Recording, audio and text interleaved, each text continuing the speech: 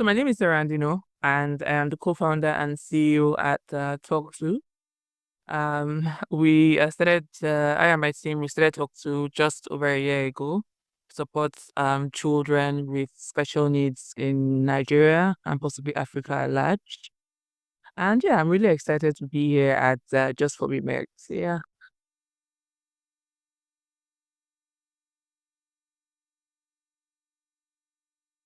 What personal experience led you to start Talktu? I have a nephew who is 16 this year. He's autistic. And I remember around 3 years ago, he was in a special needs school, and my sister got a message from the school telling her that she needed to pay for speech therapy, and it was quite odd because he had been in the school for, over 5 years, and he's nonverbal. So how do you then suddenly come up from nowhere to say, oh, we need to start paying for speech therapy? Meanwhile, this could have been intervention that could have started, much earlier if, my sister was aware that she needed to do that. Um, I think on my own family's part and my sister's part, there was just not enough information to help to support her to really know what she needed to do at what time, what would be beneficial to my nephew, so just looking at things and looking at people around me, finding that there are a lot of parents have, children who are nonverbal, who are autistic, and they really don't know where to start. That was what inspired us to start, Talk to, because the goal for us was basically to make, access to early intervention possible for children who would need it. Because we noticed that if, for example, you're unfortunate to be special needs in a place like Nigeria, it almost sort of means that you're completely written off. There's no specific or tailored help to support individuals and children with special needs, and that was why we decided to start innovating in that very niche space. It's a small space, yes, but there was that urgent need for somebody to do something about, so we decided to take and things into our hands and start working on it. Why is access to speech therapy still such a challenge for many families globally? So the thing is, unlike years ago prior to now, speech therapy hasn't exactly always been mainstream, if I would use the word, right? So in Nigeria, for example, there's just one institution that I know of who offers speech therapy as a course, right? And in that department, it's in the Department of Special Education, and at the end, they are probably graduating around 8 students a year, thereabouts, right? So it's a really small department. There really isn't much awareness around the use and the value that speech therapists have. So which has now led to the insufficiency. So if a country like Nigeria only has around 200 board certified speech therapists, then that means there's a massive gap compared to the number of children who require access to help, right? Because, for example, when it comes to things like speech delays, speech impediments, it's not only kids with special needs. You have typical kids who can pose with speech delay as well. In a typical case, you're looking at 1 in every 10 children has some form of speech related difficulty, right? So I think the main thing is just lack of awareness for undergrads, but students, so people are not exactly opting to study speech and language pathology. Also, there aren't enough institutions offering speech and language pathology as a course. So yeah, so those are just, I think, for me, the reasons that I know of why there's that insufficiency. There's a very, very high demand, but then the institutions that offer it as a course, awareness for people to even want to go and take speech therapy as a course and speech and language pathology as a course is not exactly there. So one of the biggest factors I think, would make it a difference in recent time is just things like raising awareness, right? If you didn't know that medical doctors could help sick people get better, I don't think much people would decide to go study medicine, right? So if more people knew that, okay, being an expert in this field can help support, children in this area, then I think more people would opt to go into the university to study speech and language pathology as a course.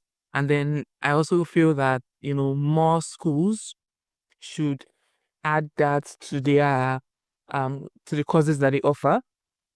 the courses that they offer within their institutions, just so that students are also given more options. You would even still hear that, people are, when it comes to such niche courses, people are almost like, especially in the federal and state schools, they are giving those courses to go and do, not necessarily because they enjoy doing it, but just from my experience, for those that I've spoken to who specifically study speech and language pathology, they had an experience, either because of a family member who they knew had needs in that space. Maybe they had parents who have done stuff in pediatrics, or who are in special education, and then they encourage their kids to go ahead and study things like speech and language pathology. That's something I've seen that is really common in this space. So when you speak to a speech therapist, for example, and you ask them, "Oh, how did you come about this?" There's always something that led to that from an experience, from somebody who knows. But people don't just stumble on it, say, "Oh, I want to go and study speech and language pathology." So, yeah. So I think there's just a lot of work to be done around the awareness and the importance of it, for individuals in the country and the continent at large. What are the biggest barriers parents face when trying to support children with speech or communication delay? So the biggest issue we've seen so far is that I think just not knowing, right? Not knowing what to do, not knowing how to support. Basically, the lack of information is the biggest issue that we've seen, right? Also, a lot of parents are busy. That's another thing. So we've seen cases where we've said to parents, or even when we talk to specialists in this space, they would say, "Oh, parents are so busy, they don't have time to support the kids at home," or the kids are not paying attention, or they are not interested, which then leaves a big question there, on like, which is like, how can the parents support their children? This is where we're now doing having things like one-on-one sessions with parents to tell them how to get their kids to use their words, how to ask open-ended questions, how to encourage them to respond, what kind of questions you ask your child when you pick them up from school. There are various things. There really isn't a one size fits all type approach that parents can adopt.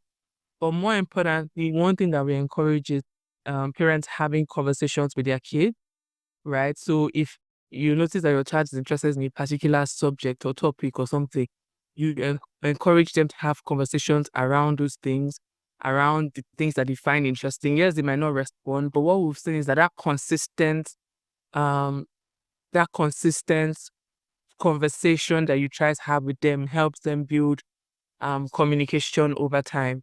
So generally for us, we've just always just try to tell parents how they can support their kids, what kind of tools they can use, what resources, how to ask open-ended questions, how to respond to their kids, but generally there really isn't a one size fits all. It's different for a child who's autistic and for a child who is just nonverbal, right? Also, you realize that children adapt differently. There are children who understand literally everything you tell them, but they just are not using their words, right? So they have expressive language delay, while there are children who actually do not understand what you are even saying to them. So depending on the context, right, the recommendation for each child is different. So different parents would get different recommendations on how they can support. But more importantly, what we encourage is conversation and also mirroring. So having being able to take actions or practicalize the things that you're telling them to do. So for example, if you want to encourage your child to begin to say, uh I want water, right? Um, you can start by encouraging them with things like saying when you're getting water, you're explaining what. So you're basically at every point explaining a day in your life somewhat, if that makes sense. So you're going to the bathroom, you're saying that you're going to the bathroom, you're grabbing a cup of water, literally talking about your day in, day out as when you have your kids around, just so that they're able to follow through and understand what each of those actions that you're carrying out mean. So yeah, so for different scenarios, it might be a big difference, depending on the context. So yeah. What challenges have you faced building a health focused tech platform? So we haven't really faced much barrier. I think for us, it's just access to pilots, right? With products with a product like what we're building, we need a lot of access to individuals. But then when it comes to technology, people have their reservations. And then I remember when we started out, we designed the platform, and then the core idea was that because we don't want kids spending so much time on screens, it was more like a support platform for parents, right? So meaning that as a parent, you get on the platform and then you facilitate the process of your child using the platform. And then we started getting things like, they are very busy, they don't have the time. So then we now had to start thinking about how do we adapt the platform such that whether or not the parents are able, the kids are still able to benefit. So I think the biggest challenge so far that we've seen just from the product side and from the consumer side is the availability of the parents to follow through with the activities with their kids. That's one of the challenges that we've had. Also, I think for us also we've bootstrapped for the most part. So the biggest challenge we've had also is access to um funds, I would say. Specifically because our product at our market is a really niche market, right? So unlike your conventional products food that serves a larger number, our serviceable obtainable market is quite, I would say, not it's not as it's smaller than the typical, right? So when it comes to that our conventional um funds, right? It tends to then look like, okay, you guys are doing so for a really small market. So we've just been more fixated on trying to scale at the pace that we can and just try to see if we can get access to more patient funds to help us build more because it's a challenging product to build engineering wise, resource wise, it's resource heavy because we are also having to produce a lot of like flashcard content, video content, everything in house. So all these things cost a lot. So those are just a few challenges, but generally, building a net a more education, I would say, product more than its health, because it's more special education related, right? It's been quite interesting. The feedbacks have been good. Um, we've had a lot of parents record progress in their children, but then one of the biggest things for us is it requires a lot of patience and time, right? There isn't it's not as straightforward as building a fintech where okay you're doing remittance or you're deducting this is not as straightforward as that. For products like ours, one of the challenges is that it takes time to record actual progress, right? So meaning that consistency has to be there. The kids have to consistently use over a period of time to record progress. So those are just some of the things that I think, I would say are some minor challenges that we've had. But outside, I don't think I would say we've had any sort of like major challenge because of building the product. We've also gotten good support from partners and other people who have supported us in general. So it's been quite interesting for us. What indicators do you use to measure success and progress for children on the platform? Okay, so right now, what we measure specifically is progression from the baseline where they started from to where they are at a particular time. So week on week, how many times they engage, what new words are they able to sound, what new sounds are they able to make compared to the previous week. So for example, I will give you a typical case. We had a child who was completely nonverbal and started engaging with the resources, right? And 2 weeks in, that particular child was able to start sounding consonant sounds like the letter P, the letter B, the letter T. For us, that is significant progress from where that child started by not saying anything at the time. So for us, it's mostly the little progressions like the sounds, maybe new sounds, new words, maybe short sentences that they've been able to form or responding to certain things in pragmatics like greetings, saying hi and hello to people, goodbyes. So for us, there's just some key indicators that we look out for within the system, how well they're engaging, um, how many new words system has been able to capture, how well they've mastered certain sounds. Because, so for example, if it's a child that struggles with articulation or maybe articulating certain sounds, for example, the system knows to give the child that particular sound, and what the system then looks out for is how clear that particular letter sounds over a certain period. So how long does it take for a child to be able to articulate the sound D, starting from when the system identifies that that D sound is an issue for the child. So how long it takes for them to master. So there are just certain pockets of things that we track when the child uses and engages the platform. So for some, depending on the level that they start at, it can be different. For some others, it can be a lot more different. So if there's a child who already has words, then you're looking more at sentences completed, comprehension, right? Being able to understand and follow through with instructions. So if they're asked to do something to match objects, yes, how many times do they attempt before they're able to actually match the objects correctly? So yes, there are different things that we track.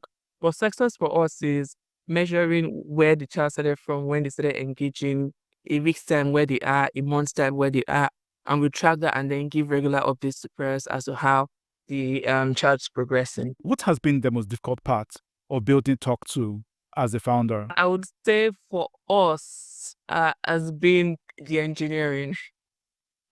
It's such a complex product. I don't know that like I was explaining earlier, right? If you're building fintech, you're building a payment product, you're building e-commerce, people just go out there and shop, but when you're building something that a child is supposed to use, record progress, it's quite complex, right? And there are a lot of dynamics. Yes, thankfully there's AI who helps automate and make some of these things a lot easier.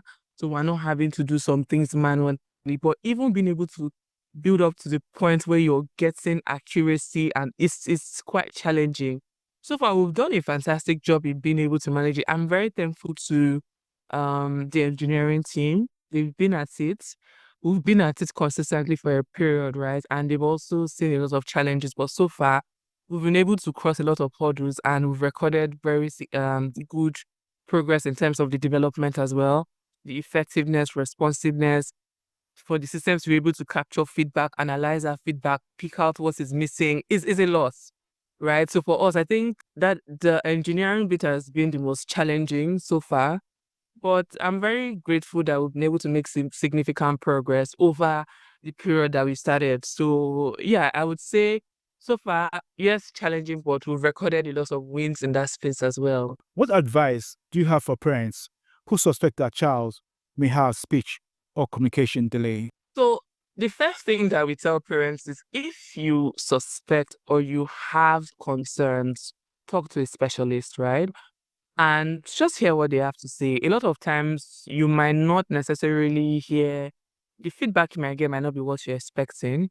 Sometimes parents suspect, but there might not necessarily be anything wrong, right? It's okay to be concerned, but if you ever feel concerned, you should talk to a specialist.